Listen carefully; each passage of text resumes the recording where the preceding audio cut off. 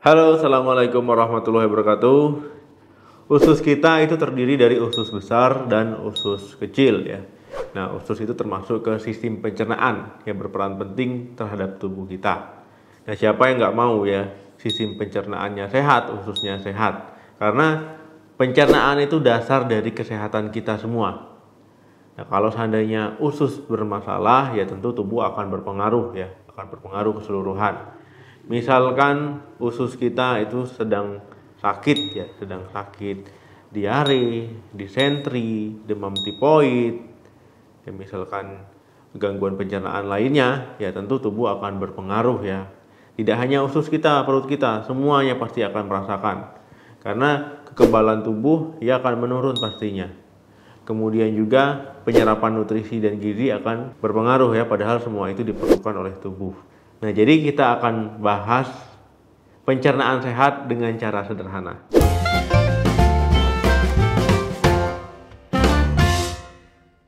Cara sederhana ini mungkin tidak teman-teman sadari ya, untuk membantu membersihkan pencernaan teman-teman, membantu membersihkan usus teman-teman.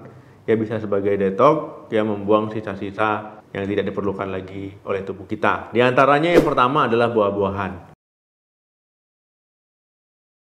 Nah, jadi teman-teman ya dengan mengkonsumsi buah-buahan itu baik ya untuk membersihkan pencernaan kita, membersihkan usus kita, menjaga kesehatannya. Karena buah-buahan itu tinggi serat dan juga kaya akan vitamin dan mineral yang dibutuhkan oleh tubuh ya, termasuk kesehatan usus. Nah, misalkan teman-teman mengkonsumsi buah lemon ya, kaya akan vitamin C, tinggi antioksidan. Nah, jadi bisa membantu ya untuk segera membuang kotoran. Kemudian buah alpukat. Nah, buah alpukat ini kaya akan lemak sehat ya. Jadi dia mengandung lemak sehat. Bisa membantu mencegah, kemudian juga menghindari ya racun menempel di dinding usus teman-teman ya, supaya racun itu tidak berkembang. Yang kedua, air putih. Nah, teman-teman, ya air putih ini bagus juga untuk pencernaan kita, untuk membantu membersihkan usus kita. Nah, jadi kita jangan sampai malas minum. Disarankan minum itu 8 gelas ataupun 2 liter seharinya. Nah, kalau teman-teman malas minum, itu pertama bisa dehidrasi, ya tubuh kekurangan cairan. Yang kedua, teman-teman bisa mengalami sembelit, ya susah buang air besar, ya sehingga terjadi penumpukan kotoran, penumpukan racun di usus besar. Nah, jadi ini sangat merugikan ya kalau teman-teman mengalami sembelit, pasti sakit perut, pasti nggak nyaman perutnya. Nah, jadi teman-teman jangan malas minum ya. Minum itu 2 liter ataupun 8 gelas sehari. Ingat ya, air putih, bukan minuman bersoda ataupun minuman kemasan lainnya. Ingat, air putih itu jauh lebih sehat ataupun air mineral. Yang ketiga, makanan difermentasi. Jadi makanan yang difermentasi ini baik untuk pencernaan, untuk kesehatan usus. Nah, biasanya makanan yang difermentasi rasanya sedikit asam. Ya misalkan kimchi, ya tape, yogurt.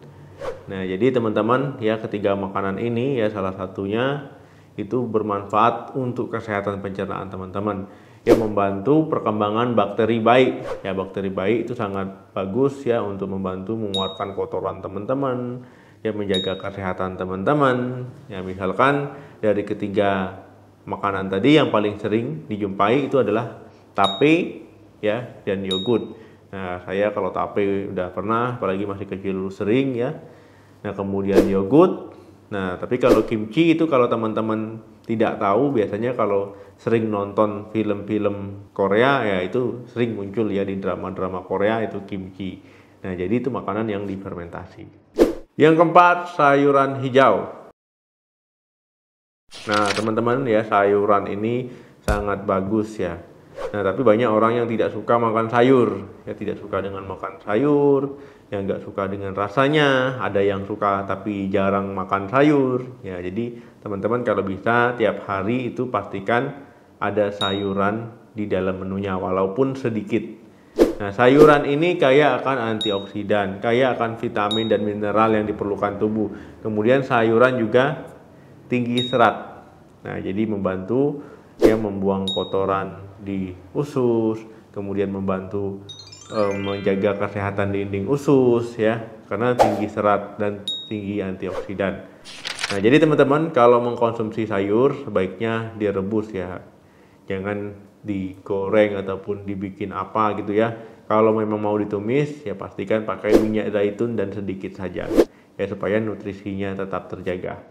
Yang kelima, Psyllium husk. Nah, teman-teman mungkin asing ya dengan tanaman ini. Ya, jadi tanaman ini bagus juga untuk pencernaan dan juga bisa membantu menurunkan kolesterol. Nah, teman-teman, ya ini termasuk tanaman herbal. Ya, tanaman herbal. Kemudian kalau cara pakainya ataupun cara makannya itu biasanya tuangkan air panas ya di dalam mangkuk yang berisi Psyllium husk, kemudian diamkan dulu. Ya, kasih garam sedikit untuk perasa boleh. Ya, kemudian baru disantap. Nah, tapi pastikan ya teman-teman kalau seandainya menyantap ini sediakan air minum karena dia agak serat gitu ya, tinggi serat, jadi dia rasanya agak serat. Nah, jadi teman-teman nanti kalau nggak pakai air minum takutnya macet di tenggorokan. Nah, teman-teman ya makanan ini memang bagus karena tinggi serat. Nah, jadi konsumsi Psyllium husk kalau memang teman-teman ingin coba. Yang keenam, chia seed. Chia seed ataupun biji chia. Nah, teman-teman biasanya orang makan biji chia ini ataupun chia seed ini saat mau diet ya, ya itu biasanya banyak orang yang konsumsi. Ya, kemudian kalau seandainya teman-teman pergi ke kafe-kafe ya pesan minuman biasanya ada juga chia seed ya dikasih. Nah, jadi teman-teman ya ini bisa sebagai detox pencernaan teman-teman ya untuk membantu membersihkan usus teman-teman. Nah, memang rasanya hambar ya, tapi teman-teman bisa mengkonsumsinya misalkan dicampurkan di oatmeal ataupun di yogurt ya, itu bisa teman-teman campurkan di situ ya, ditaburkan. Nah, biasanya biji chia ini direndam di air ataupun di susu ya. Nah, jadi biar tidak terlalu hambar rasanya.